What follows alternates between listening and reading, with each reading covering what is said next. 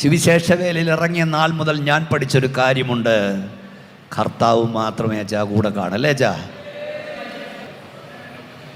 മണക്കാരയിലും പല Bible college എനിക്ക് പഠിപ്പിക്കാൻ പറ്റുന്നത് വിളിച്ചിട്ട് എനിക്ക് നേരമില്ല. അവിടെ വിസിറ്റിങ്ങിന് ചെല്ലും പ്രസംഗിക്കാൻ 1-2 ദിവസങ്ങളിൽ ഈ കോളേജുകളിൽ.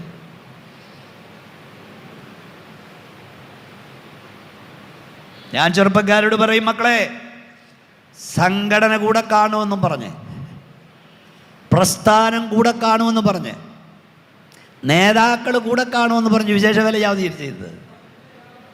ഇവരെല്ലാം നിന്നെ വിട്ടുപോകും, ഒറ്റിക്കൊടുക്കും, കാലുവാരും, കൈവിടും. പക്ഷെ കർത്താവ് കൂടെ ഉള്ളത് കൊണ്ട് നീ ഏകനല്ലതാൻ. ഒന്ന് ശക്തിയോടെ കരമൊക്കെ അടിച്ചോ, സന്തോഷത്തോടെ സ്തോത്രം പറഞ്ഞു, തുറന്ന് പറഞ്ഞു. ആരെയും കണ്ടോണ്ട് വിശ്വാസത്തോടെ നിൽക്കരുത്. ഞാൻ ഒന്നുകൂടെ പറയാ, നിന്നെ കൂട്ടായ്മ നിർത്തേണ്ടത് പാസ്റ്ററുടെ സ്നേഹമല്ല, സഹവിശ്വാസിയുടെ സ്നേഹമല്ല, നിന്റെ വീണ്ടെടുപ്പുകാരന്റെ സ്നേഹമത്രേ. ഒന്നുകൂടെ ശക്തിയോടെ ദൈവത്തെ സ്തുതിച്ചേ.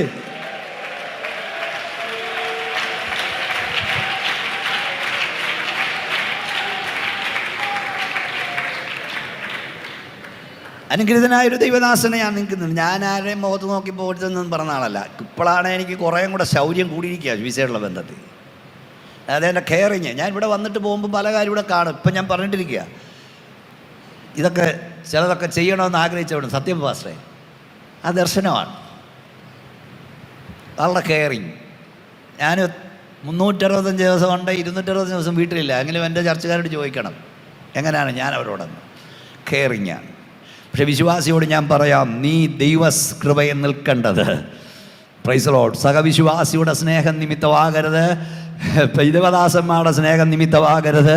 നീ നിന്നെ കൃപയിൽ പിടിച്ചു നിർത്തേണ്ടത് നിനക്ക് വേണ്ടി അവസാനത്തുള്ളിൽ രക്തം വരെ നൽകിയ നിന്റെ പ്രാണപ്രിയന്റെ സ്നേഹമായിരിക്കണം. സന്തോഷത്തോടെ ശക്തിയോടെ സ്തോത്രം പറഞ്ഞുകൊണ്ട് പറ, ഞാനിവിടെ നിൽക്കുന്നത്, നിർത്തേണ്ടത്, എന്നെ ഇവിടെ ബന്ധിപ്പിച്ച് നിർത്തേണ്ടത് എൻ്റെ പ്രാണപ്രിയന്റെ സ്നേഹമത്രേ.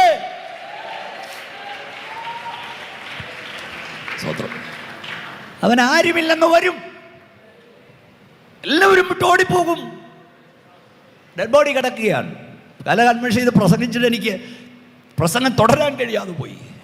ആരുമില്ലെന്ന് വന്നു, അനാഥശവം പോലെ എൻ്റെ കർത്താവിൻ്റെ ഡെഡ് ബോഡി കിടക്കുന്നു. 6 മണിക്കുള്ളിൽ ഡെഡ് ബോഡി ഏറ്റുവാങ്ങിയില്ലേ പിന്നെ അവർ തൊടില്ല. അങ്ങനെ ആ നിയമം ആവർത്തന പുസ്തകത്തിലൊക്കെ ഉണ്ട്. പിന്നെ ശബത്തിൽ അവർ തൊടില്ല. ശബത്തിൽ തൊട്ടാ അശുദ്ധന. പിന്നെ അത് കിടന്ന് അളിയും ചീയും, കഴുകന്മാർ കൊത്തിപ്പറിക്കും. ഇന്ന് രാത്രിയിൽ ഇവിടെ വന്ന ദൈവമക്കളെ, നിങ്ങളുടെ ആരുടെയും പേരും വീട്ടുപേരുമൊന്നും എനിക്കറിഞ്ഞുകൂടാ. പക്ഷെ പരിശുദ്ധാത്മാവ് ഞാൻ പറയാം, അല്പസമയത്തേക്ക് ചിലപ്പോൾ നിനക്കാരുമില്ലെന്ന് വരും, നിനക്കാരുമില്ലെന്ന് തോന്നും. പക്ഷേ യേശുവിൻ്റെ നാമത്തിൽ ഞാൻ പറയാം, നിനക്കാരുമില്ലാതെ വരില്ല. ഓ ഷറകമ സംധന, നിനക്കാരുമില്ലാതെ വരില്ല. കരമടിച്ച് പിശാച് കേൾക്ക പറ, എനിക്കാരുമില്ലാതെ വരില്ല. ആരെങ്കിലും ദൈവം എനിക്ക് വേണ്ടി ഒരുക്കും. മക്കൾ നോക്കിയില്ലേലും, മരുമക്കൾ നോക്കിയില്ലേലും, കൊച്ചപ്പൻ നോക്കിയില്ലേലും, ചിറ്റപ്പൻ നോക്കിയില്ലേലും, ആരൊക്കെ കൈവിട്ടാലും, ആര് നോക്കിയില്ലേലും എൻ്റെ ദൈവം ആരെങ്കിലും എനിക്ക് വേണ്ടി ഒരുക്കും.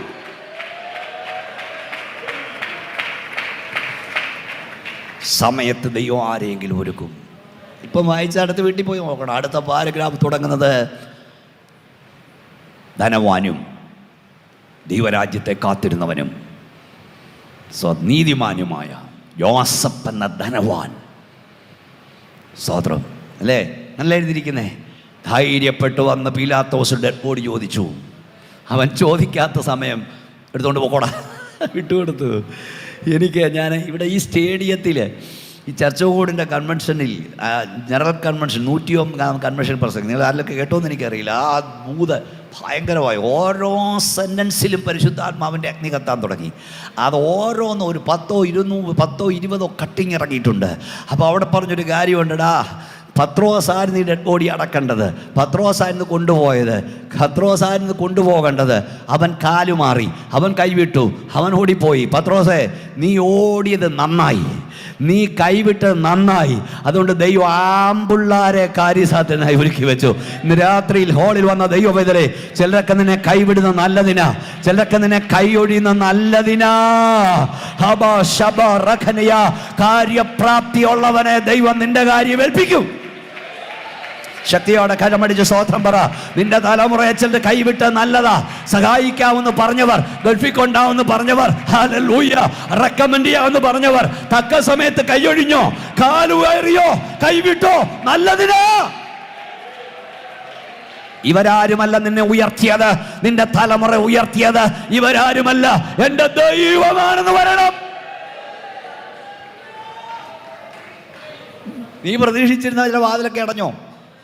ഗൾഫിൽ കൊണ്ടുപോകാമെന്ന് പറഞ്ഞു, സമയത്ത് മോടെ കല്യാണത്തിന് പൈസ തരാമെന്ന് പറഞ്ഞു, കടം മാറാൻ എന്നെ സഹായിക്കാമെന്ന് പറഞ്ഞു, എല്ലാം കൈയഴിഞ്ഞു. അതുകൊണ്ട് അതിനകത്ത് ഇന്ന് വന്നത് നീ. അതുകൊണ്ടാണ് ഇന്ന് ഇവിടുന്ന് ദൈവത്തെ ആരാധിക്കുന്നത്.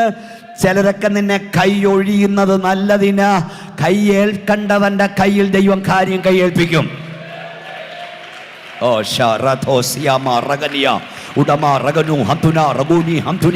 യേശുവിന്റെ നാമത്തിൽ നിന്നെ ചില കൈയൊഴിഞ്ഞ നല്ലതാന്ന് പറ.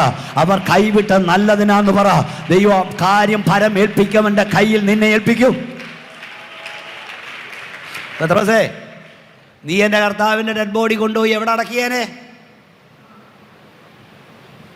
കടത്തീരത്ത് കൊണ്ട് അടക്കിയേനെ. അല്ല, എവിടാ സ്ഥലം? പത്രോസ് ഓടിയത് നന്നായി, കൈയൊഴിഞ്ഞ് നന്നായി. കഴിവുള്ള ഒരുവൻ്റെ കയ്യിൽ ദൈവം കൊടുത്തു. ഞാനൊന്നുകൂടെ പറയാം. നിന്നെ സഹായിക്കാവുന്ന പറഞ്ഞ ചിലരെ സമയത്ത് കഴിഞ്ഞൊഴി നിനക്ക് ദുഃഖം ഉണ്ടായിരിക്കാം, ഇവിടെ ഭാരപ്പെടുകൊണ്ട. ഇവിടെ ഇരിക്കുന്ന എല്ലാ പല ദൈവമക്കളുടെ അനുഭവമാണ്. ഇവരാരുമല്ല നിന്നെ ഉയർത്തിയത്, എൻ്റെ ദൈവം നിന്നെ ഉയർത്തി.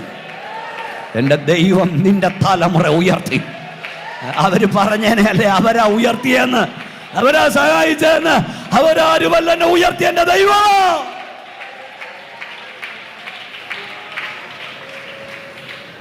സ്തോത്രം, സ്തോത്രം, സ്തോത്രം, സ്തോത്രം.